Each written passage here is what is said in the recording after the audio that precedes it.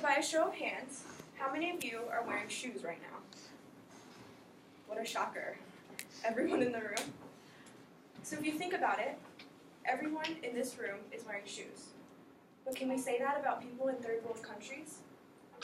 We talk about all the time sales on Steve Madden's new heels, or the new Vans that just dropped, or Kanye's Yeezys.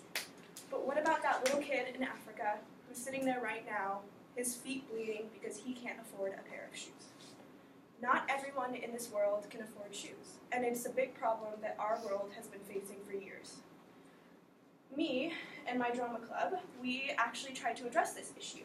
We raised money by collecting shoes that were to be donated to third world countries such as the Philippines and countries in Africa and India, and these children would be given the chance to wear shoes. Shoes for job interviews when they're older, shoes to play soccer, shoes to just walk and grab water in the 5-mile walk it takes to get their clean water.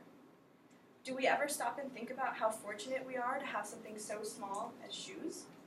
Something that most of us buy at least once a year. I know my mom offers to buy me Vans when they're a little bit dirty, even though I say no because you have to think about it.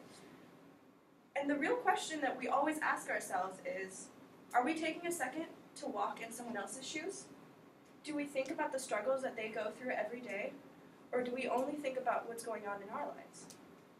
Is the person in Africa who has to walk 5 miles to get the water we can just get from the Brita filter down the hall, do they need the shoes?